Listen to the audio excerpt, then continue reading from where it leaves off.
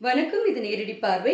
இன்னைக்கு நம்ம நேரடி பார்வையில மறைந்து 30 நாட்கள் ஆகி கூட இன்னைக்கும் சோஷியல் மீடியால விஜயகாந்த் அவர்களோட வைப்ஸ் குறையவே இல்ல. அவருடைய நினைவலைகளை பகிர்ந்துக்கிற மாதிரி நிறைய சேனல்ஸ்ல பாடல்களும் அவருடைய ஞாபகங்கள பிரபலங்கள் பகிர்ந்து கொள்றதுன்னு யூடியூப் முழுக்க எல்லா சேனல்ஸும் அவருடைய ஞாபகங்களை பகிர்ந்துக்கிட்டே தான் இருக்காங்க. ஏன்னா அந்த அளவுக்கு நம்ம யாராலையுமே மறக்க முடியாத நடிகர் மட்டும் இல்ல, ஒரு பெஸ்ட் லீடர். இன்னைக்கு அதாவது மாடர்ன் ட்ரெண்ட்ல இருந்த ஒரு கம்யூனிஸ்ட் அப்படின்னு சொன்னா மிகையாகாது.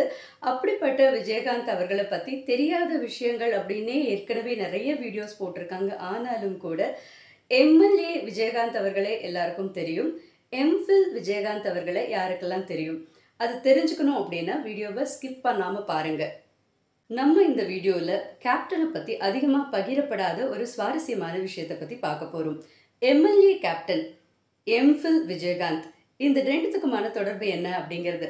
எம்எல்ஏவா நம்ம எல்லாருக்குமே விஜயகாந்த் அவர்களை தெரியும். ஆனா அவர் எப்படி எம்ஃபில் ஆனாரு அப்படிங்கறத தெரிஞ்சுக்கணும் அப்படின்னா டைரக்டர் ஆர்.வி. உதயகுமார் அவர்களுக்கும் அவருக்கும் இருக்கிற நட்பை பத்தி தெரியணும்.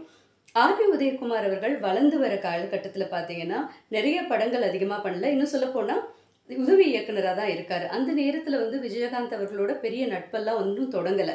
அப்படி இருக்கிற பட்சத்துல ஆர்.வி. உதயகுமார் எடுத்த முதல் படம் ரிலீஸ் ஆகிறதுக்குள்ளேயே அவருக்கு கல்யாணம் நிச்சயமாயிடுது. ஒரு டைரக்டரோட முதல் படம் ரிலீஸ் ஆகல அப்படின்னா அவருடைய பொருளாதார நிலைமை அந்த கல்யாண நேரத்துல எப்படி இருந்திருக்கும்? இதை கேள்விப்பட்ட நம்ம கேப்டன் அவருடைய ப்ரொடக்ஷன்ல இருந்த 2 காரை அந்த கல்யாணத்துக்கு அனுப்பிச்சு 2 நாளும் பெட்ரோல் உட்பட எல்லாமே போட்டு அந்த கார் முழுக்க முழுக்க ஆர்.வி. உதயகுமார் அவர்களோட கல்யாணத்துக்கு உதவி பண்ணியிருக்காரு. இதை நினைக்கும் போதெல்லாம் ஆர்.வி. உதயகுமார் அவர்களுக்கு ரொம்ப ரொம்ப நெகிழ்ச்சியா இருக்குமா. இந்த நட்பு பயணம் அப்படியே தொடர்ந்து வெளிவந்த படம் தான் சின்ன கவுண்டர்.